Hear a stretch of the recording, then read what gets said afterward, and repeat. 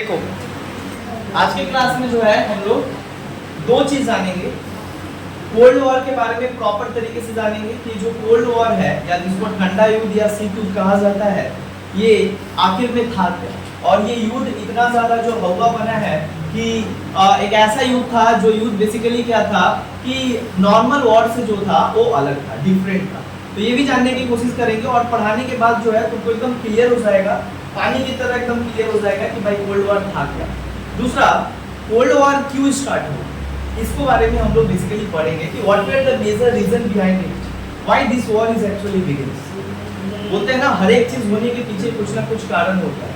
तो ये जो इतना बड़ा वो जो वॉर स्टार्ट हुआ, और वो भी दो लोगों के बीच स्टार्ट हुआ और दो उस देश के बीच स्टार्ट हुआ जो एक समय पे घनिष्ठ मित्र थे और एक दूसरे को सखा सखी मानते थे, लेकिन आज एक दूसरे के खिलाफ भले कोल्ड वॉर तो खत्म हो गया, लेकिन वो आज भी जो दिल में जो दुश्मनी होता है और एक दूसरे के प्रति जो मतलब कॉन्फ्लिक्ट होता है, रिवेंज होता है, वो आज भी इन दोनों देशों के बीच देखा जा सकता है और ये विजिबल है। तो इसके बारे में जानेंगे कि कोल्ड वॉर क्या है एंड हर तरीके से जानने की कोशिश करेंगे कोल्ड वॉर क्या है। एंड देन उसके बाद हम लोग जानेंगे कि सबसे मेजर कारण क्या था कोल्ड वॉर का स्टार्ट होने के पीछे। और आज की क्लास में मेनली जो है कारण और कोल्ड वॉर के बारे में जानेंगे। And then in the next class will discuss about the 4 and 5 most essential event which has taken place during the whole cold war era. Understand now, ये देखो जो कोल्ड वॉर है, ये बेसिकली कोल्ड वॉर किसको कहा जाता है, इसको दो तीन तरीके से हम बताते हैं। कोल्ड वॉर को हिंदी में कहा जाता है शीत युद्ध, और इसको और आसान भाषा में कहा जाए तो ठंडा युद्ध कहा जाता है। But cold war is different war from the previous war. आज तक दुनिया में और आज तक दुनिया कभी इस तरीके का वॉर देखा नहीं था, और इस तरीके के वॉर के बारे में कभी वो इमेजिन भी नहीं किया था, कभी वो सपना भी नहीं देखा था। लेकिन ये जो वॉर है ये हकीकत में घटा। Cold war basically is an ideological war between the two groups, between the two poles, between the two center of the world. So अगर कहा जाए तो कोल्ड वॉर को कहा जाता है बेसिकली एक तरीके का क्या था cold war, ideological war. Ideological war, जैसे कि तुम लोगों को पता है आइडियोलॉजी मतलब तो तुमको पता है, आइडियोलॉजी का मतलब होता है विचारधारा, आइडियोलॉजी का मतलब होता है विचारधारा का, आइडियोलॉजी का मतलब होता है आदर्शवादी का। So basically Cold War is not a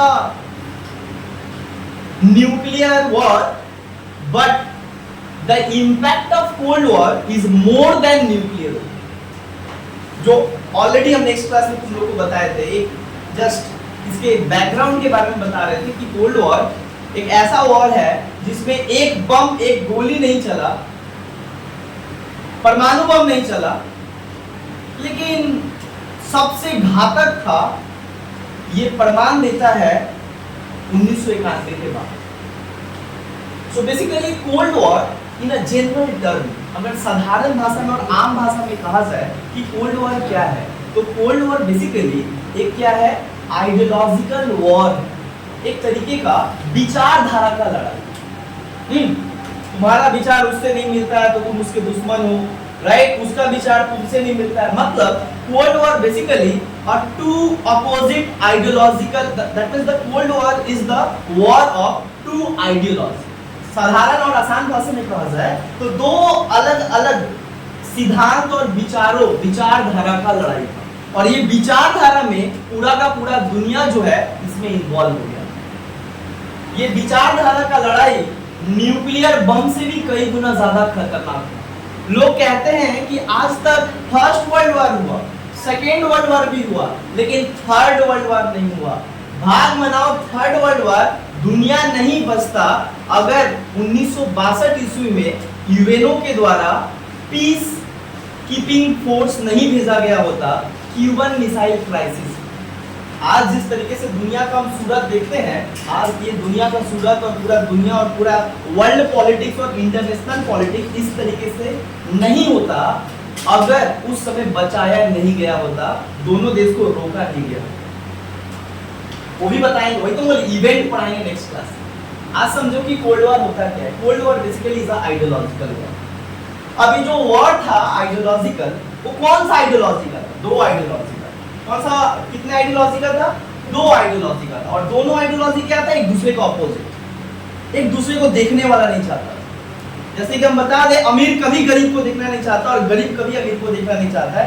ठीक इसी तरीके का, इसी बेस्ड पे, इसी के आधार पे दो आइडियोलॉजी तैयार हुआ था दो बड़े देशों के बीच।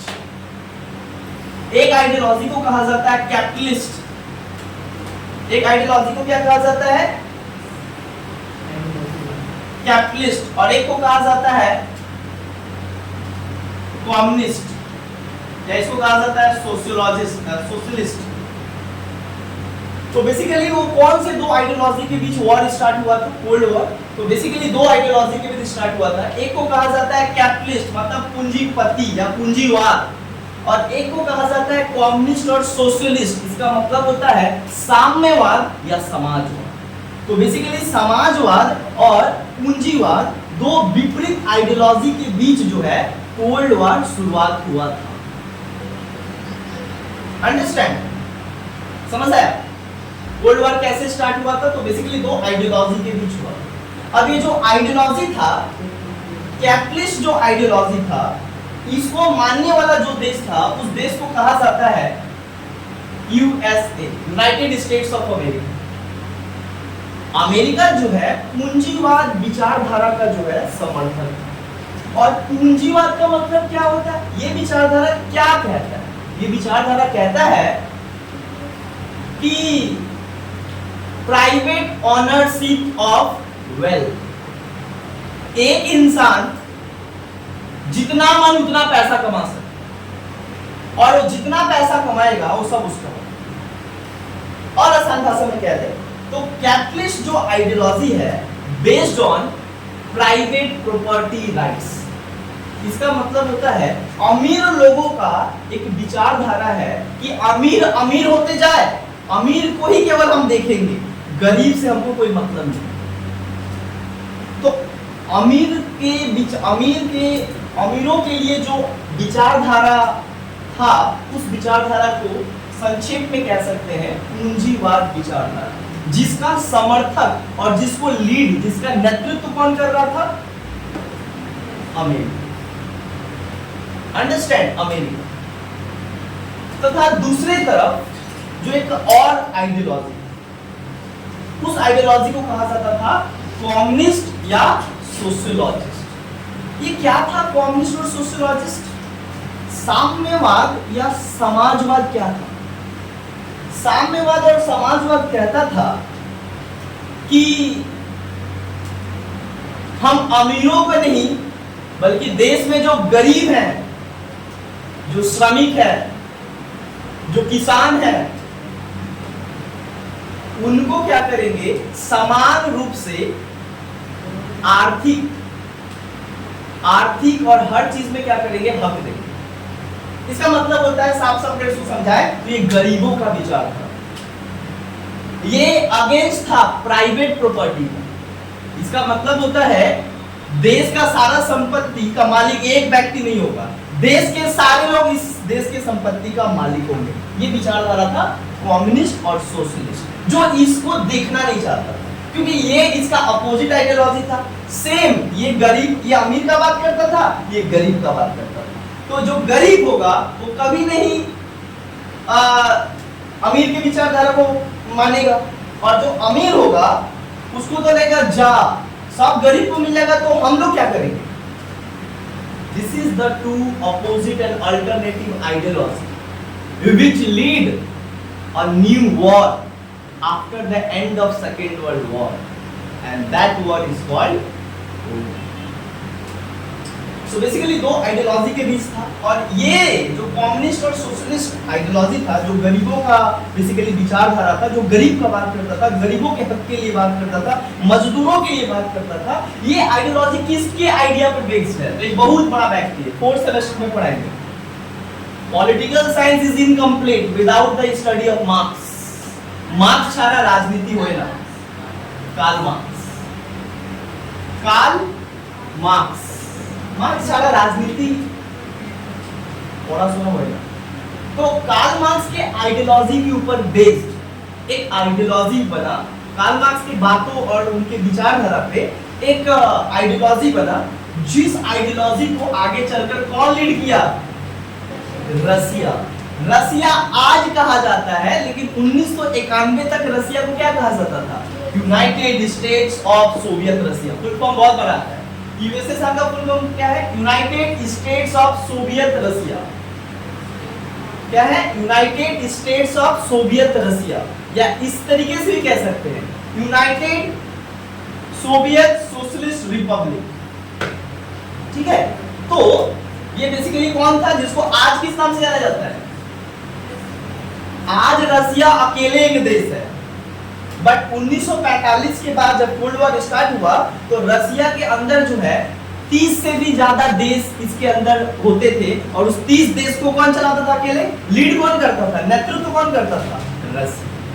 इसीलिए उस समय रसिया को रसिया नहीं कहा जाता, क्योंकि रसिया में बहुत सारा देश मिला हुआ था, इसलिए उस समय क्या कहा जाता था? United States of Soviet Russia. So basically cold war जो स्टार्ट हुआ ये किसके बीच हुआ? किसके बीच हुआ? अमेरिका और रसिया। तो बहुत बार क्वेश्चन आएगा कि कोल्ड वॉर किसके बीच स्टार्ट हुआ? तो अमेरिका और रसिया के बीच जो है द्वितीय विश्व युद्ध, मतलब सेकेंड वर्ल्ड वॉर के खत्म होने के बाद ये वॉर स्टार्ट होता है, जो वॉर लगभग 45 साल तक चलता है, जो पूरे आधुनिक इतिहास का, आधुनिक विश्व इतिहास का सबसे बड़ा वॉर है। This is the longest war in the modern world history. Understand? चलो ये तो समझ में आया, और थोड़ा डीप में जाना। ये जो कोल्ड वॉर जो है, ये जो कोल्ड वॉर जो वर्ड देख रहे हैं, ऐसा तो है नहीं सुट उठ के उठा कोई और नाम रख दिया कोल्ड वॉर। ये स्टार्ट वर्ल्ड मतलब कोल्ड वॉर स्टार्ट बहुत पहले हो गया था, लेकिन ये थोड़ा वॉर जो था बाकी सभी वॉर से क्या था? डिफरेंट था। तो लोग भी सोच रहे हैं इस वॉर को हम कैसे नॉर्मल वॉर कह सकते हैं? इस वॉर को तो नॉर्मल वॉर कहना जस्टिफाइड नहीं कर पाएंगे, इसके नेचर को जस्टिफाइड नहीं किया जाएगा, because the nature of this war was different from the all war. तो एक व्यक्ति है, इस व्यक्ति का नाम है बर्नार्ड बारुच। क्या नाम है? Bernard Baruch. बर्नार्ड बारुच, जिसने सबसे पहले इस कोल्ड वॉर शब्द का इस्तेमाल किया। मतलब आएगा question, who use the cold war term? ये जो टर्म देख रहे हैं, इस वॉर को बताया कि ये कोल्ड वॉर कहलाएगा। तो इस कोल्ड वॉर का नामकरण किसने रखा? Bernard Baruch. He was the first person who coined the name the Cold War. Understand? तो शीत युद्ध शब्द का प्रयोग सबसे पहले जिस व्यक्ति ने किया, उस व्यक्ति का नाम क्या है? Bernard Baruch. अभी बर्नार्ड बारुच जो है सबसे पहले क्या किया? कोल्ड वॉर शब्द का इस्तेमाल किया। लेकिन इस कोल्ड वॉर को पूरी दुनिया में पॉपुलर किसने बनाया? तो अमेरिका का एक क्या था? जर्नलिस्ट था। अमेरिका का क्या था? एक जर्नलिस्ट था। क्या था? जर्नलिस्ट, जिसका नाम था वाल्टेयर लिपमैन। क्या नाम था? Walter Lippmann. So Walter Lippmann जो था, इसको पॉपुलर बनाया। पॉपुलर किसको पॉपुलर बनाया है? इस वर्ड को लिख लिख के हर जगह, लिख लिख के न्यूज़पेपर में, रेडियो में, टीवी में, पंपलेट में, हर जगह लिखकर इस वर्ड को पॉपुलर बना दिया, और तब से इस वर्ड को लोग क्या कहने लगे? Cold. See Walter Lippmann, the American journalist who popularized the term Cold War in the across the world. पूरी दुनिया में इस वर्ड को पॉपुलराइज कौन किया?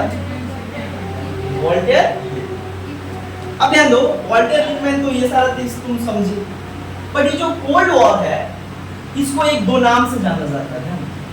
हम अगले दिन बताए थे कि कोल्ड वॉर का डिफिनेशन अगर तुम जानो, एग्जैक्ट डिफिनेशन जानो, तो यही होगा कि cold war is basically a ideological war which happened between the two countries USA and USSR and their allies. तो बेसिकली कोल्ड वॉर क्या था? एक आइडियोलॉजिकल वॉर। लेकिन इसके नेचर को देखकर बहुत सारे लोगों ने टिप्पणी किया है। हमारे देश के प्रधानमंत्री पंडित नेहरू कोल्ड वॉर को कहते हैं हॉट वॉर। ये एक्चुअल में कोल्ड वॉर नहीं है। कोल्ड वॉर मतलब आसान कुछ नहीं होता है, बट ये कोल्ड वॉर नहीं है बल्कि हॉट वॉर से भी काफी खतरनाक है। जितना शांत दिख रहा है उतना शांत नहीं। हाई टेंशन पूरे दुनिया में जो है इसके कारण है। तो इसको कैसे हम कोल्ड वॉर कह सकते हैं, बट नाम कोल्ड वॉर है, लेकिन इसको किसने कहा हॉट वॉर? अच्छा, कोल्ड वॉर जो है एक ऐसा वॉर है, क्यों ये डिफरेंट है? कोल्ड वॉर दो देशों के बीच हुआ ना, यूएसए और यूएसएसआर, दो आइडियोलॉजी के बीच हुआ, दो देश को केंद्र में रख के स्टार्ट हुआ। लेकिन देखते देखते इस आइडियोलॉजी के आधार पे पूरा दुनिया दो भागों में बट गई। पूरे दुनिया दो भागों में बट गई। मतलब साम्यवाद और पूंजीवाद के विचारधारा की जो लड़ाई था, ये बेसिकली केवल दो देशों के बीच नहीं रहा, बल्कि पूरे दुनिया में क्या हुआ, फैल गया और पूरे दुनिया जो है दो भागों में बट गई। दैट मीन्स ये जो नेचर है इसको कहा गया, that means this international nature या मतलब this international system is called bipolar. इसको कहा गया बायोपोलर वर्ल्ड। क्या कहा गया? Bipolar world. क्यों बायोपोलर वर्ल्ड कहा गया? एक देश था अमेरिका, एक देश था यूएसएसआर, जिन दोनों के बीच बेसिकली क्या होता है, एक कोल्ड वॉर स्टार्ट हुआ।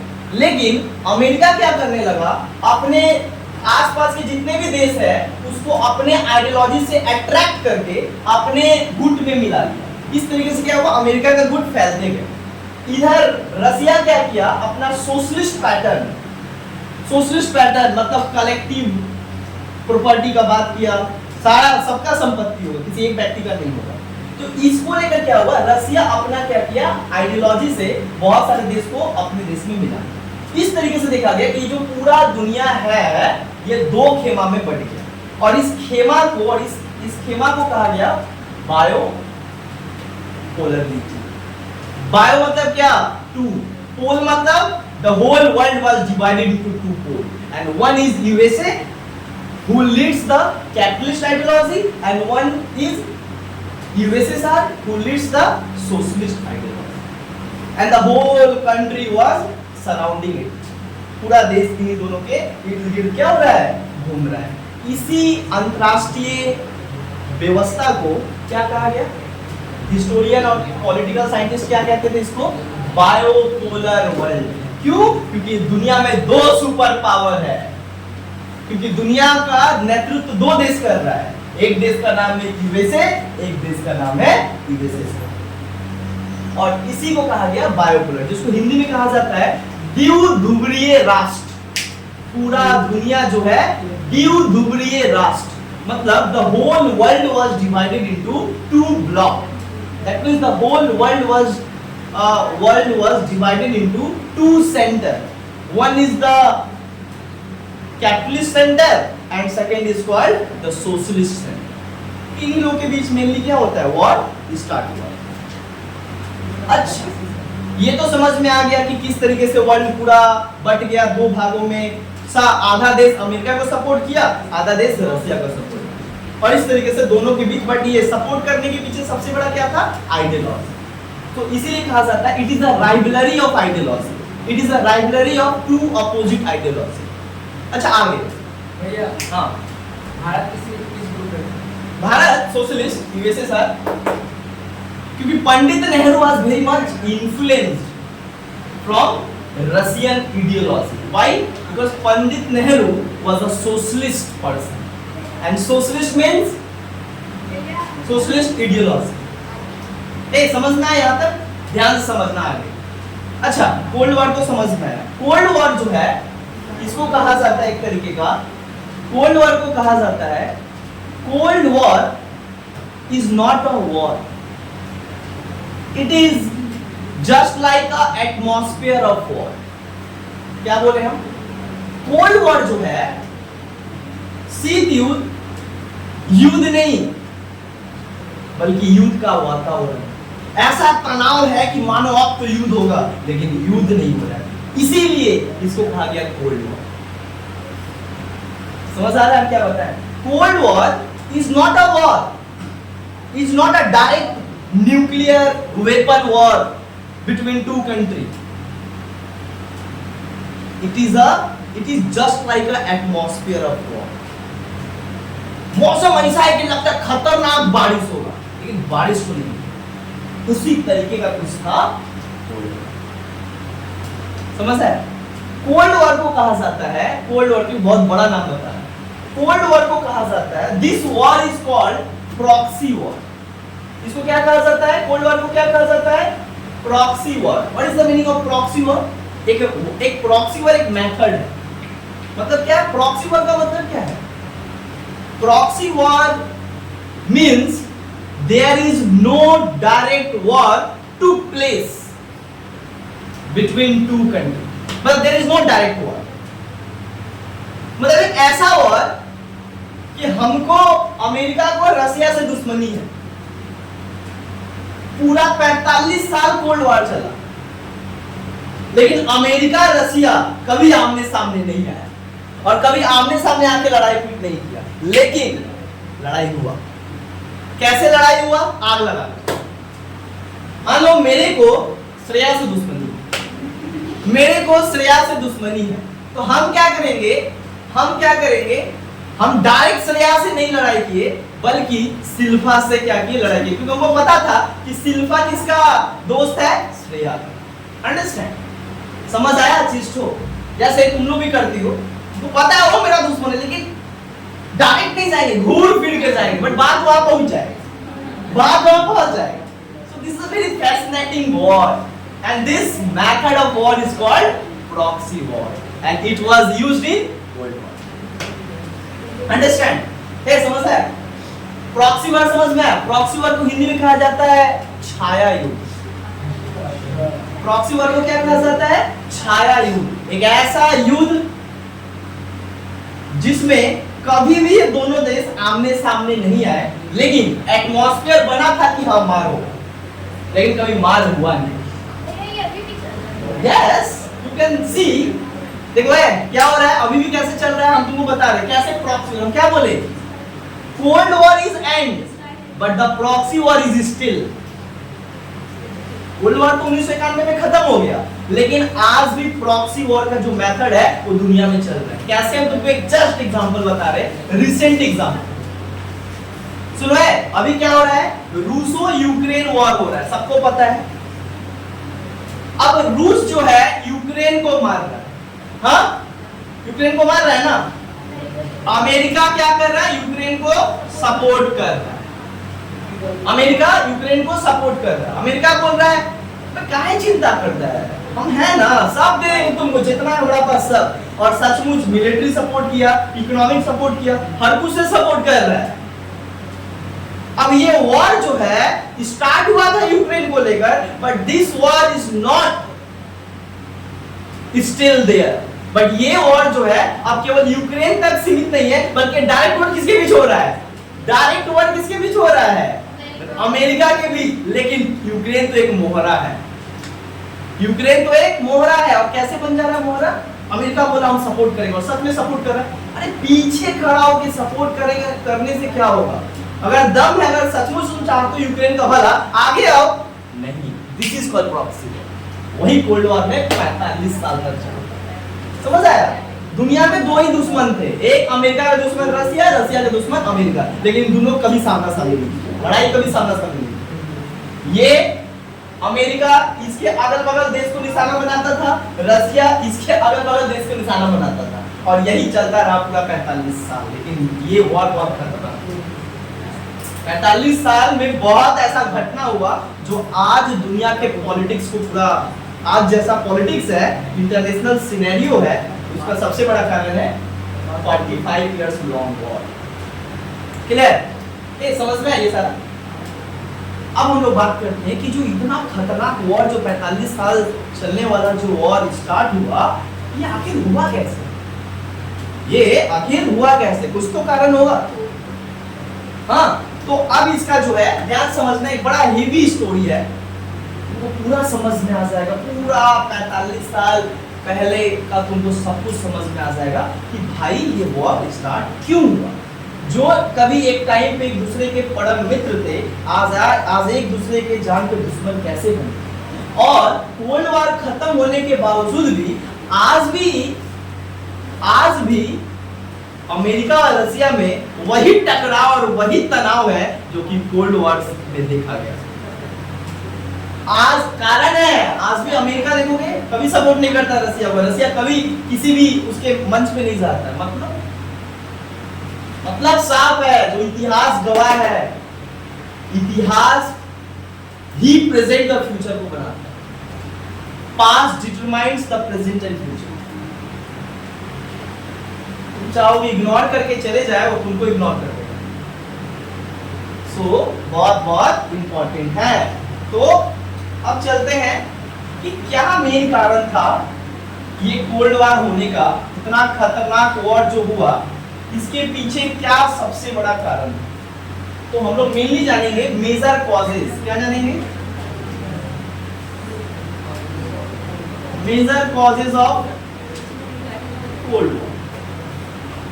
चलो ध्यान दो, major causes of cold war. अब शीत युद्ध जो है क्यों, देखो एक सिंपल बात बता रहे, क्यों हुआ इसको अगर हम डिफाइन कर दे तो सबसे अच्छा होगा कि जब देखोगे झगड़ा होता है घर के आसपास या कहीं भी देखोगे झगड़ा, तो कुछ कारण होता है। अच्छा, जो कारण होता है अगर तुम बारीकी से अगर उस कारण को समझो कि यहाँ से जा रहे हैं, दो लोग आपस में लड़ाई करने लगा, एकदम डिम दाम होने लगा, मारपीट हो गया, एगो पुलिस के पास चला गया, एगो हॉस्पिटल के पास चला गया। लेकिन अगर तुम जानने की कोशिश करो कि ये स्टार्ट क्यों हुआ, अगर जानने का, सोशल साइंटिस्ट का यही काम है, जानने का अगर समझो कि ये झगड़ा तो हुआ क्यों, बट ऐसा क्या हो गया झगड़ा हो, तो तुमको लगेगा कि अरे वो जा रहा था रास्ते में और उसको गाली दे दिया तो मर। दिस इज कॉल्ड इमीडिएट कारण, this is called immediate cause, but the immediate cause leads the battle and leads the war. But खाली इमीडिएट मतलब तत्कालीन कारण और तत्कालीन रिएक्शन या तत्कालीन कुछ बोलने से झगड़ा हो सकता है, लेकिन अगर बम्पर झगड़ा हुआ इसका मतलब खाली तत्कालीन कारण। अगर किसी का पैर में किससे लग जाता है तो इंसान बोलता है सॉरी, ये इमीडिएट रिएक्शन था। लेकिन अगर सॉरी ना बोल के बात को बढ़ाना स्टार्ट किया और फिर मारपीट हुआ तो इसका मतलब होता है वो केवल तत्कालीन कारण एक मोहरा था। बोलते ना, आग तो यहाँ पे सब बम बारूद रखे थे, बस एक चिंगारी का जरूरत था, वो चिंगारी था इमीडिएट, लेकिन वो पूरा तो हम बना के प्रिपेयर करके रखे थे ना। बगल वाले से तुम्हारा झगड़ा है, बगल वाले से तुम्हारा नहीं पड़ता है और तुम टिका के रखो, एक दिन तो देंगे खाने, एक दिन तो देंगे। और ये जो है अंदर ही अंदर एकदम पाल रहे हो, एक दिन तो निकलेगा। और ये निकलेगा कब? मौका चाहिए। इंसान मौका का तलाश में रहता है, जिस दिन मौका मिलेगा उस दिन अच्छे से समझ में आया। तो ठीक इसी तरीके से कोल्ड वॉर जो है, याद रखना, कोल्ड वॉर 1945 में तो स्टार्ट हुआ, लेकिन भैया इसका कारण 1945 नहीं, कुछ ईयर्स पीछे था। That means war is begins in 1945. Hey, war is begins in 1945, but the 1945 is the immediate cause, but not main and primary cause. Everything is fair in love and war. तो इस दुनिया में जंग और प्रेम में हर कुछ सही होता है, गलत बोल के कोई चीज नहीं होती। कोल्ड वॉर हुआ तो उसके पीछे कोई कारण था, जस्टिफिकेशन था। चलो उसको बताते, तुम लोगों को समझाते हैं। पहला कारण, ध्यान दो, पहला कारण क्या था और सबसे पहला कारण बता रहे, जहां से इन दोनों के बीच टकरावट और सस्पिशियन स्टार्ट हुआ। एक दोनों जो एक दूसरे के परम मित्र थे, अमेरिका और रसिया, ये दोनों आपस में यहीं से क्या होने लगा, दोनों का मन एक दूसरे से जो है भरने लगा और दोनों एक दूसरे से जो है थोड़ा दूर होना स्टार्ट हुआ। और दूर होने का मतलब ही होता है कि कुछ कारण है, और ये क्या कारण था, Bolshevik revolution.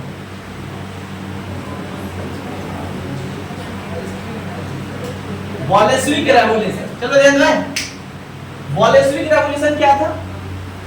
Bolshevik revolution basically kind of revolution lead by V.I. Lenin in रसिया। रूस में 1917 में रूस में क्या होता है, 1917 में एक क्रांति होता है, मतलब एक विद्रोह, एक क्रांति होता है, क्रांति कहा जाएगा। और इस क्रांति होता क्यों है, ध्यान दो, ये क्रांति होता क्यों है, क्योंकि ये क्रांति होता है जार सिस्टम के खिलाफ। अब तुम बोलोगे जार सिस्टम क्या है? देखो 1917 ईस्वी में क्या हुआ था कि जो रसिया था वो किसके अंदर था? Jar system. जार सिस्टम क्या होता है? तुम बोलोगे जार सिस्टम क्या होता है? रसिया के राजा को जार कहा जाता है, तो राजतंत्र था वहां पे, मतलब मोनार्की सिस्टम। और जो वहां पे मोनार्की सिस्टम था, जो मोनार्की सिस्टम था जो रसिया में चल रहा था, वो रसिया के लोगों का जो है जीना मुश्किल कर दिया। इतना टैक्स और जो गरीब और आम मजदूर थे, क्योंकि रसिया तो एक बहुत बड़ा देश जहाँ पे एग्रीकल्चर उसका मेन इकोनॉमिक पिलर है, जहाँ से पैसा आता है, और एग्रीकल्चर को पूरा बर्बाद कर दिया। जो वर्कर्स हैं, वर्कर्स को उनका पैसा नहीं मिलता था काम करने का, सारा पैसा क्या करता था ये मोनार्की मतलब जार राजा ये पूंजीपतियों को दे देता था। That means the few people who possess the 98% property of the Russia, and 100% people, the 100% people they only possess 2% property of Russia। ऐसा सिचुएशन कर दिया। मतलब रसिया का जो राजा था वो क्या किया था, 2% लोग को 98% रसिया का संपत्ति दे दिया, उनको मालिक बना दिया। और जो 100% लोग थे रसिया के, उनके पास कितना परसेंट संपत्ति था? 2%। मार यहीं पे स्टार्ट हुआ, मार तो यहीं पे स्टार्ट हुआ। तो मार इसलिए स्टार्ट हुआ कि सारा जार सिस्टम जो है ये किससे मिल गया है? Capitalist system. किससे? ये कैपिटलिस्ट सिस्टम है, मतलब केवल चाहता है केवल पूंजीपति लोग ही जिए समाज में, और बाकी जो गरीब है ये केवल मशीन है। ये उनका गरीब जो है और जो मजदूर है कीड़ा मकोड़ा, इनका जीने का कोई हक नहीं। इनका काम है जाओ काम करो, मजदूरी करो, मालिक के लिए काम करो और मालिक को आगे बढ़ाओ, और अपने क्या करो, मर जाओ। यही क्या था? वसूल था जार सिस्टम। तो क्या हुआ कि जाहिर सा बात है लोग बहुत दिनों से क्या थे, तृप्त थे, नुकसान में थे, परेशानी में थे। तब क्या हुआ, एक व्यक्ति आया जिसका नाम क्या था? V.I. लेनिन। क्या नाम था? V.I. लेनिन। V.I. लेनिन रसिया का एक बहुत क्रांतिकारी लीडर था। वो आकर क्या करता है, बोलता अब हम नहीं सहेंगे। वो क्या करता है, पूरा नेशन वाइज, नेशनल लेवल पे क्या करता है, रेवोल्यूशन करता है। सुनो है, नेशनल लेवल पे रेवोल्यूशन करता है, और रेवोल्यूशन करके क्या करता है, जार सिस्टम को उखाड़ फेंकता है, मतलब राजतंत्र और मोनार्की सिस्टम को खत्म कर देता है। और जब वो वॉर करता है, खत्म करता है, तो उस समय ध्यान रखो, उस समय क्या चल रहा है, 1917 वर्ल्ड वॉर चल रहा, फर्स्ट वर्ल्ड वॉर। और उस समय रसिया किस ग्रुप का था? Western country. पहले तो दोस्तें था ना, अमेरिका, ब्रिटेन, फ्रांस, रसिया, सारे दोस्त थे। हुआ ये कि यहाँ पे रसिया क्या कर रहा था, जार सिस्टम को खत्म कर रहा था, अपने आप को छुटकारा पा रहा था इन सारे चीजों से, और वॉर कर रहा था। ऊपर से क्या हुआ, अमेरिका, फ्रांस और ब्रिटेन क्या किया था, सेना भेज दिया जार सिस्टम को बचाने के लिए। और जो रसिया में जो क्रांति हो रहा है, गरीबी और भूखमरी के कारण जो लोग वहां पे उठा रहे आवाज, उसको दबाने के लिए। तो रसिया और रसिया कैसा दोस्त है रे, कम से कम साथ नहीं देना है तो कम से कम बीच में बाधा तो नहीं बनो। यहां से फर्स्ट टाइम रसिया को समझ में आया कि America and this groups are not good friends. कि गुड फ्रेंड्स जो होते हैं, अच्छे दोस्त होते हैं, इस तरीके से नहीं करते। समझ में आया? This is the first time and this is the seeds of cold war. यही बीच है जहां से कोल्ड वॉर का क्या हुआ, जन्म लेना स्टार्ट होता है। कोल्ड वॉर 1945 में हुआ, लेकिन कारण कहां से पैदा हुआ, 1917 के रेवोल्यूशनरी मतलब सोशलिस्ट रेवोल्यूशन। समझ में आया? पहला कारण बोल्शेविक रेवोल्यूशन, दूसरा चलो दूसरा समझो। दूसरा समझो, जर्मन इन्वेंशन ऑन रसिया। देखो ये कहानी कब का है, 1941। कब का है, 1941। 1941 ईस्वी में क्या हुआ, जब सेकेंड वर्ल्ड वॉर स्टार्ट हो गया था तो जर्मनी बहुत आक्रामक था और जर्मनी को नेतृत्व कौन कर रहा था, हिटलर। हिटलर जब सभी को जीत लिया तो हिटलर क्या किया, जाकर रसिया के ऊपर अटैक कर दिया। देखो बता रहे हुआ ये कि 1939 में पोलैंड को अटैक कर दिया। कौन, हिटलर। जर्मनी पोलैंड को अटैक किया और पोलैंड को जीत गया। जबकि पोलैंड का बॉर्डर किससे सटता है, रसिया से। पोलैंड का बॉर्डर किससे सटता है, रसिया से। अभी जो रसिया है 1941 में क्या हुआ कि रसिया को हिटलर क्या किया, बोला कि हम आपके बगल में वो देश है पोलैंड, तो हमारे सैनिक जो है बहुत दिनों से क्या कर रहे हैं, लड़ाई कर रहे हैं और थक गए हैं, आप थोड़ा खाने पीने का इंतजाम करवा दीजिए, इसके बदले में हम आपको क्या देंगे, पोलैंड देंगे। रसिया बोलता है कि भाई बात तो सही है, खाना पीना दे देते हैं। रसिया क्या करता है, अपना सारा सैनिक को जो है इधर से हटाकर यहाँ मतलब अपना इस पोलैंड के पास अपना सारा लगा देता है। सारा सैनिक कहाँ लेके जाता है, पोलैंड। क्या भैया कब्जा करता है ना, हमको दे रहा है हिटलर मार के। तो हिटलर ने क्या किया, पोलैंड को जीता और जैसे ही सारे सैनिक रसिया के यहाँ पे आए, हिटलर यहाँ से करके क्या हुआ, रसिया पे अटैक कर दिया। हिटलर तुमको देने वाला है पोलैंड, वो तो एक स्ट्रेटजी बनाया, तुमको इधर फंसा के तुम्हारा सारा देश को जीत जाए, तब क्या करोगे क्या तुम, जीत जाएंगे तो क्या करोगे। और मेरे पास सैनिक, हिटलर उसमें सबसे आक्रामक, उसका ऑटोबायोग्राफी पढ़ो, ऑटोबायोग्राफी पढ़ोगे तो बोलोगे कितना खतरनाक। क्या नाम है, मैनसिन किम, ऑटोबायोग्राफी है। अच्छा यहाँ पे क्या हुआ, जैसे ही रसिया पे अटैक किया, ज्योग्राफी नहीं पढ़ा था बंदा, केमिस्ट्री का साइंस के स्टूडेंट ना, उतना दिमाग लगाता था युद्ध में कैसे करना है, कैसे जीतना है। रसिया पे अटैक किया। अब रसिया बहुत ज्यादा ठंडा देश, मतलब सालों भर वहां पे क्या होता है, तुम्हारा आइस जो है वो तुम्हारा स्नो जो फॉल है वो गिरता है और इतना ठंडा कि इंसान जम जाए वहां पे, इस तरीके का ठंडा है। और वो पगला क्या किया, ऊपर से पहाड़ी एरिया मतलब जो पर्वत एरिया है उधर से क्या हुआ, अटैक करता है। ऊपर से सारे सैनिक को कंटिन्यू लगवाया। 1939 से 41 का टाइम है, 41 में अटैक किया है रसिया ने। अभी जो अटैक किया पूरा का पूरा जो है, जो उन लोग का ब्लड है, ब्लड सर्कुलेशन क्या होता है, जाम हो जाता है। इतना ठंड में इंसान सिकुड़ जाता है कि क्या करेगा, उसको पता नहीं था ये बात कि रसिया में इतना ज्यादा ठंडा पड़ता है। जर्मनी उससे थोड़ा दूर था, बट उतना ज्यादा ठंडा नहीं पड़ता था जर्मनी में, पड़ता था नॉर्मल, बट इतना ठंडा -80 डिग्री होगा ये कोई नहीं जानता। समझ आया, ये चीज जो है वो वहां पे गया और सारे सैनिक क्या होने लगे, मारे जाने लगे। तो जब सारे सैनिक मारे जाने लगे और रसिया के ऊपर अटैक कर दिया है, रसिया क्या बोला, ब्रिटेन और जापान, ब्रिटेन और अमेरिका और फ्रांस से सहायता मांगा। तो लोग क्या किए, सहायता दे दी।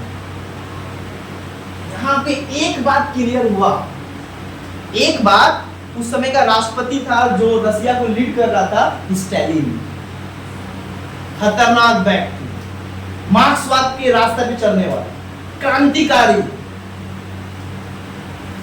तो जब वो देखा कि साला मेरा दोस्त हो के इसका कुछ दिक्कत होता तो हम चल जाते थे, लेकिन मेरे में नहीं आया, और हम बोले भी कि भाई बचाने आओ, सैनिक भेजो, थोड़ा सपोर्ट करो, नहीं किया। ये दूसरा कारण था दोनों के बीच टीस होने का और अलगाव पैदा। समझ आया? दूसरा कारण समझ में आया? दूसरा क्या कारण? आगे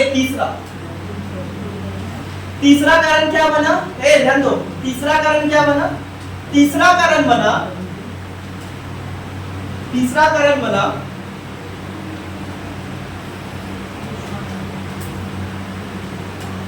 जापान पर एटम बम से हमला। ठीक है, जापान पर एटम बम से हमला। इसका मतलब होता है America dropping atom bomb on Japan. अब तुम बोलोगे कि जापान में मारा तो उसे का दिक्कत? नहीं, दिक्कत था। क्यों था हम बता रहे। सुनो, दुनिया में पहला बार हुआ जब किसी देश के ऊपर एक देश परमाणु बम से हमला कर दिया, और ये पहला टाइम था कि दुनिया में किसी देश ने परमाणु बम बना दिया। सब सेकेंड वर्ल्ड भी हो सब। और उस समय क्या चल रहा था? Second world war. कब से कब? 1939 से 45। घटना वहीं का है। अब ड्रॉप इन मतलब एटम बम ऑन जापान, जैसे ही क्या करता है कि अमेरिका जापान के ऊपर क्या करता है? अटैक कर देता है। तो 6 अगस्त 9 अगस्त अटैक करता है।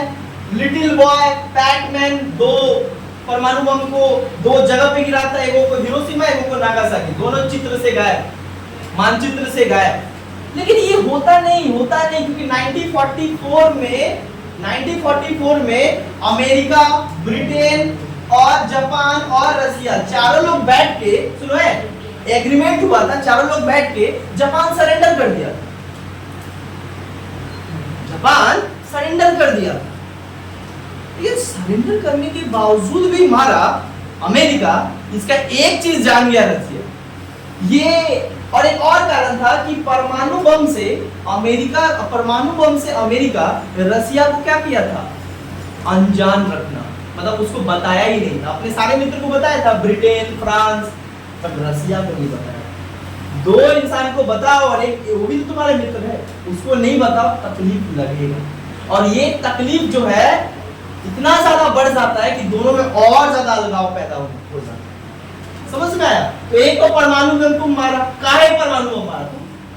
जब जापान बोल दिया हम सरेंडर किए, वो मारा इसीलिए, और ये बाद में ट्रूमैन कहता है मारा इसीलिए परमाणु बम।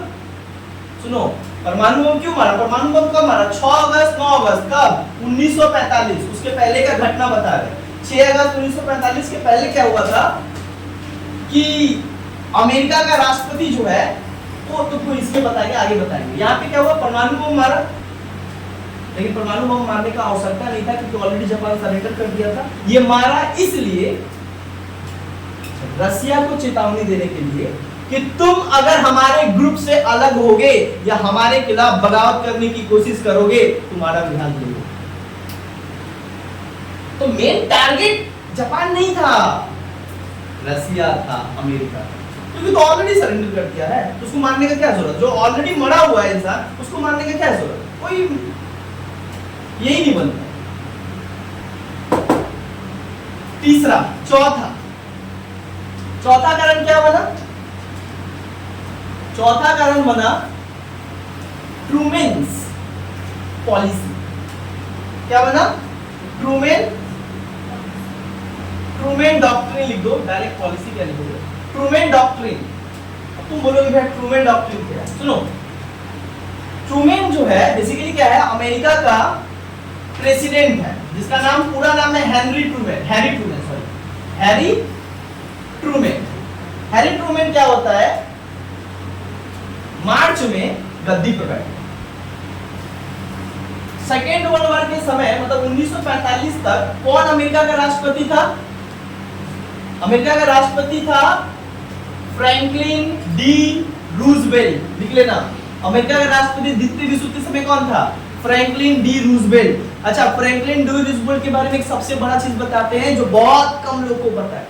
फ्रैंकलिन डी रूजवेल्ट अमेरिका के सेकेंड वर्ल्ड वॉर के समय वो क्या थे, देश के राष्ट्रपति थे, लेकिन वो एक ऐसे राष्ट्रपति हैं जो लगभग 4 टाइम प्रेसिडेंट थे। कहां का? अमेरिका का। जबकि अमेरिका के संविधान में लिखा गया है कि कोई राष्ट्रपति 2 ही बार, मतलब 2 टर्म ही देश का राष्ट्रपति बन सकता है, ये संविधान में लिखा गया था। लेकिन ये 4 बार कैसे बन गए? 4 बार। और कहा तो ये जाता है इनका डेथ हो गया अप्रैल में, इनका डेथ अप्रैल में हो गया, नहीं तो हो सकता है कि आगे भी प्रेसिडेंट हो। क्यों? क्योंकि जब ये 2 बार बने तो तीसरा टाइम में क्या हुआ, 2 बार, मतलब कब से स्टार्ट हुआ? 1932 यहां से स्टार्ट हुआ है। सुनो, 1932 में अमेरिका के राष्ट्रपति फ्रैंकलिन डी रूजवेल्ट थे। उनका कार्यकाल 4 साल का होता है अमेरिका में प्रेसिडेंट का, तो 32 और 4 36 में खत्म होने वाला था। 36 में फिर जीत गए, कोई दिक्कत नहीं है। 36 4 40, 40 में जब फिर इलेक्शन होने वाला था, बट इलेक्शन कहां से हो? पर्ल हार्बर पे अटैक कर दिया था जापान, अमेरिका सब सदमा में, तो इलेक्शन करवाए ना, देश को बचाए, देश को बचाए। तो बोला गया है जो प्रेसिडेंट है उन्हीं को प्रेसिडेंट रखो। कॉन्स्टिट्यूशन गया बाढ़ में, पहले इंसान रहेगा तब ना कॉन्स्टिट्यूशन चलेगा। तो इनको बना दिया गया, फिर उसके बाद फिर इलेक्शन हुआ, इनको बनाया गया। तब तक पूरा वर्ल्ड वॉर, मतलब सेकेंड वर्ल्ड वॉर चल रहा था। लास्ट में इनका डेथ हो गया कब? 1945। तो जब 1945 में डेथ हो गया तो नया राष्ट्रपति बना, उसका नाम क्या था? Harry Trueman. अब समझ आया हैरी ट्रूमैन कौन था? ये तो वो 3 ही बार बना ना। अरे 3 बार, फिर उसके बाद वो इलेक्शन, मतलब वहां पे जो है ना इलेक्शन नहीं करवाया गया, बट उसको बोला गया ठीक है आप ही रहिए। फिर 1944 में उनका खत्म हो रहा था, तो फिर तो बन गया, अब फिर चल रहा था, फिर अचानक डेथ हो गया। हैरी ट्रूमैन समझ में? अच्छा, हैरी ट्रूमैन बड़ा खतरनाक। हैरी ट्रूमैन जो था वो रूजवेल्ट से अलग था। रूजवेल्ट का रिलेशन रसिया के साथ ठीक ठाक था। रसिया के साथ रूजवेल्ट जो राष्ट्रपति थे अमेरिका के, अच्छा संबंध था। लेकिन ये जो आया ना ट्रूमैन, बड़ा डिप्लोमेटिक इंसान, ये जो था ना शुरू से ही रसिया से घृणा करता। ये जो था ना, ये बेसिकली इसका कैरेक्टर क्या था? Suspicious character. मतलब ऐसा शख्स जो तुम्हारे सामने कुछ और, दूसरों के सामने कुछ और। ट्रूमैन, तो ट्रूमैन क्या किया और क्लैरिफाइड कर दिया। जब आया ना तो, और ये जो तो मतलब कारण तो था, लेकिन अभी भी क्या हुआ था? ये 2 ब्लॉक हुआ नहीं, अभी भी दोस्त था रसिया, भले थोड़ा अंदर आ गया था बट दोस्त था अभी भी। लेकिन इसको आकर अलग कौन कर दिया? ट्रूमैन। ट्रूमैन क्या किया? 12 मार्च, लिख लो, 12 मार्च 1947, 12 मार्च 1947 में हैरी ट्रूमैन क्या करता है? एक स्पीच देता है। क्या स्पीच देता है? क्या स्पीच देता है? बोलता है कि दुनिया में कहीं भी अगर शांति को भंग करने का प्रयास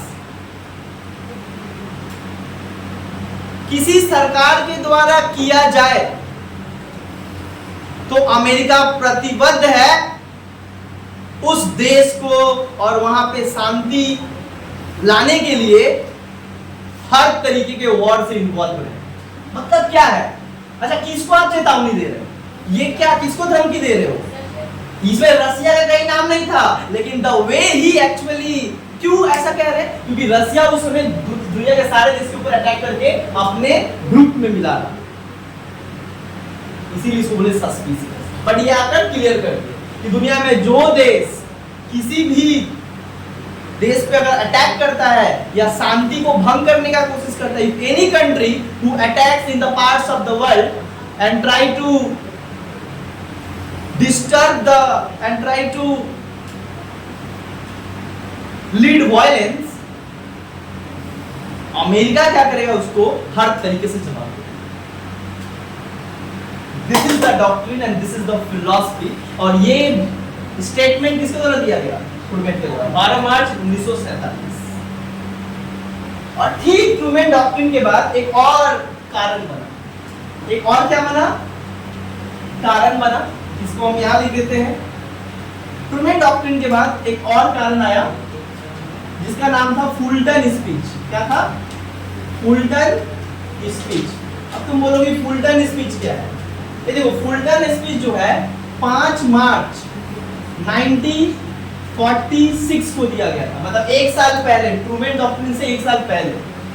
जब वर्ल्ड वॉर खत्म हो गया, सेकेंड वर्ल्ड वॉर, तो 1946 में क्या हुआ? Fulton speech. फुलटन कौन है? Basically Winston Churchill. Fulton America का एक जगह है। उस कॉलेज का उद्घाटन करने आए थे ब्रिटेन का प्रधानमंत्री, जिनका नाम था विंस्टन चर्चिल। क्या नाम था? Winston Churchill. तो ये जो चर्चिल आया अमेरिका के एक यूनिवर्सिटी में आया था और क्या भाषण दिया यहाँ पे? उस जगह पे खड़ा होकर क्या भाषण देता है? बोलता है कि पूरा दुनिया में जो है रसिया लोहा का जो, मतलब लोहा का जो एक क्या बोलेंगे उसको, चादर है, पूरा दुनिया को रसिया लोहा की चादर से क्या कर रहा है? घेर रहा है। मतलब व्हाट? लोहा का चादर मतलब रसिया उस समय सबको अटैक कर रहा था, इन्वेंशन कर रहा था, आक्रमण करके जीत जा रहा था। तो ये जो जीत जा रहा था पूरी दुनिया को क्या कर रहा था? अपने ग्रुप में मिला रहा था रसिया। तो बोला ये जो चीज हो रहा है ये गलत है। मतलब फुलटन स्पीच यहाँ भी साफ साफ कह दिया कि हम इसके खिलाफ। और ये बोला we are not going to tolerate this kind of things। मतलब व्हाट क्या है? हम नहीं सहन करेंगे ये सारा चीज। मतलब साफ साफ बोल रहा है कि आप किसके खिलाफ हो। This is also kind of reason. ये भी क्या बना? एक बहुत बड़ा कारण बना। समझ आया? एक बहुत बड़ा कारण बना। लास्ट बट नॉट लिस्ट, सबसे इंपॉर्टेंट लास्ट, ये सारा चीज तो हुआ। लास्ट में क्या हुआ? 1945 में दो घटना हुई। 1945 में दो कॉन्फ्रेंस हुए। ये कॉन्फ्रेंस इंपॉर्टेंट है, बता दे रहे हैं। तो पढ़ाया पूरा हिस्ट्री और पूरा पॉलिटिक्स, तो बताया कि घटना, ये घटना का लिंक यहाँ से भी याल्टा कॉन्फ्रेंस। क्या था? Yalta conference. और एक हुआ था पोस्टडम कॉन्फ्रेंस। दोनों ही 1946 में हुआ था, सॉरी 1945 में हुआ था। लेकिन फर्क है कि याल्टा फरवरी में हुआ था। कब हुआ था? फरवरी में। और पोस्टडम कब हुआ था? ये बेसिकली मार्च में होता है, सॉरी हाँ मार्च में होता है। समझ आ रहा है? याल्टा में क्या बोला गया? याल्टा 1945 में इसीलिए बुलाया गया था याल्टा कॉन्फ्रेंस। याल्टा सम्मेलन बुलाया गया एक याल्टा नामक जगह पे, और यहाँ पे इसीलिए बुलाया गया था ताकि वर्ल्ड वॉर खत्म हो गया है तो अब हम जापान में क्या करें, जर्मनी का क्या करें, अब दुनिया में कैसे शांति लाए। तो दुनिया के 3 सबसे शक्तिशाली देश इसमें शामिल था। अमेरिका, ब्रिटेन, रसिया। अमेरिका का राष्ट्रपति कौन था? रूजवेल्ट। ब्रिटेन का राष्ट्रपति प्रधानमंत्री चर्चिल, और रसिया का स्टैलिन। ये तीनों मिले और तीनों तय किए, और इसमें क्या निकला? पहला बोला गया कि देखो भैया, रसिया अपना बात करके देखो, जापान जर्मनी सबसे ज्यादा नुकसान किसको पहुंचा है? रसिया। हमको ही मारा है सबसे ज्यादा। तो जर्मनी अब हार गया है, तो जर्मनी के ऊपर जो है उससे वसूल करेंगे हम सारा। मतलब जर्मनी हैव टू पे, मतलब जर्मनी को क्या करना पड़ेगा? जर्मनी को पे करना पड़ेगा, क्योंकि वो नुकसान किया है तो उसको भरपाई करना पड़ेगा। ये बात कहा गया, बोला ठीक है पे करना पड़ेगा। फिर बोलता है ये जो पोलैंड है, पोलैंड के चक्कर में जो पोलैंड को अटैक कर लिया था जर्मनी, अब क्या करेंगे पोलैंड? तो बोला गया जितना भी अब देश है, सब देश में क्या होगा? फ्री इलेक्शन होगा, और जो जीतेगा वो देश चलाएगा। फ्री इलेक्शन होगा। याल्टा कॉन्फ्रेंस में ये बात कहा गया था। और पोस्टडम में किसके ऊपर बात हुआ? पोस्टडम में बात हुआ वही चीज जो बात हुआ जापान के बारे में और जर्मनी के बारे में। जर्मनी को 4 भागों में, देखो पोस्टडम में क्या बोला गया? जर्मनी जो है ना, ये जो देश है जर्मनी, इसको कितने भागों में बांटेंगे? 4 भागों में, और 4 भाग 4 देश का होगा। 4 भाग 4 देश का होगा। एक किसका होगा? एक होगा अमेरिका, एक होगा ब्रिटेन, एक होगा फ्रांस, और एक किसका होगा? रसिया बोला कहा है सबसे ज्यादा नुकसान हमको किया है, तो मेरा ज्यादा वहां पे होना चाहिए, मेरा तो आधा होना चाहिए ना, तुम मेरे को 25% दे रहे हो, ऐसे थोड़ी होता है। रसिया यहाँ पे इस चीज को नहीं माना और लास्ट में दोनों कॉन्फ्रेंस में ये बात हुआ और रसिया काम क्या किया 1946 में, रसिया अटैक ऑन पोलैंड और अटैक करके क्या किया, उसको अपने में मिला लिया। दूसरा, रसिया यहाँ पे बोला फ्री इलेक्शन होगा, क्या होगा, फ्री इलेक्शन, मतलब इलेक्शन करवाया जाएगा, जो जीतेगा हाँ उसको बेसिकली क्या करेंगे हम लोग, वो देश चलाएगा। तो जाकर थोड़ा गेट को खोल दो। तो यहाँ पे एक चीज यहाँ पे तो क्लियर हुआ कि कहा गया कि फ्री इलेक्शन होगा याल्टा में, लेकिन क्या रसिया इस फ्री इलेक्शन को माना, वो इलेक्शन होने ही नहीं दिया, जाकर क्या किया, अटैक किया, आक्रमण किया और आक्रमण करके क्या किया, उसको अपने में मिला लिया। इससे कौन गरम हो गया, अमेरिका, ब्रिटेन, फ्रांस, और ये बना आखिर में कोल्ड वॉर का सबसे बड़ा कारण, और यही कारण है कि दोनों देश पूरा बट गए और एक नया युग की शुरुआत हुआ और इसी को कहा जाता है कोल्ड वॉर। अब इतना तक तो हम तुमको बताएं, इसके बाद एक्चुअल स्टार्ट होता है कुछ मेजर इवेंट स्टार्ट होता है। क्या क्या पढ़ाएंगे अगले क्लास में, पहला पढ़ाएंगे जो कोल्ड वॉर का बिगिनिंग था, जहां से कोल्ड वॉर मतलब और ज्यादा भड़क गया, वो पहला था 1948 बर्लिन क्राइसिस। हुक्का पानी जाम कर दिया था अमेरिका, ब्रिटेन और फ्रांस को रसिया। खाने के लिए लालच पड़ गया था अमेरिका, ब्रिटेन, फ्रांस को, रसिया ऐसा हाल किया था 1948। देन उसके बाद पढ़ेंगे जस्ट थोड़ा सा 1948 में ही घटना हुआ है 1948, ठीक 2 साल के बाद क्या हुआ 1950, दूसरा घटना जो सेकेंड इवेंट कहा जाता है। क्या हुआ, एशिया में घटना हुआ कोरियन क्राइसिस, है ना, साउथ कोरिया नॉर्थ कोरिया दोनों में लड़ाई, और लड़ाई कौन करवाया, सब इन्हीं लोग के बीच हुआ। फिर तीसरा जिसको कहा गया थर्ड वर्ल्ड होने वाला था, थर्ड वर्ल्ड नहीं न्यूक्लियर वॉर होने वाला था, क्योंकि अमेरिका एकमात्र देश था जो 1945 में परमाणु बम बना चुका था। और ये बताएंगे नेक्स्ट क्लास कैसे रसिया इसका गुस्सा निकालने के लिए मात्र 4 साल के बाद अमेरिका से ज्यादा परमाणु बना के रख दिया। और अब अगर, और क्यों बोले 1962 न्यूक्लियर वॉर होते होते टल गया, मतलब ऐसा होता है कि इंसान बस खत्म, लेकिन वहां से वापस आया, नया जीवन मिला। उसी तरीके से दुनिया में एक नया जीवन मिला 1962, क्योंकि दोनों परमाणु बम लाग किया है, दोनों। अब यही this is the first incident where America and Russia was coming so much close, इतना ज्यादा सामने आ गए थे जिसका कोई पता ही नहीं, क्या होता दुनिया में कोई नहीं जानता। तो ये होगा क्यूबन मिसाइल क्राइसिस, इसका नाम। एंड देन पढ़ाएंगे वियतनाम वॉर, एंड देन पढ़ाएंगे एंड ऑफ कोल्ड वॉर कैसे। तो आज के लिए इतना काफी है।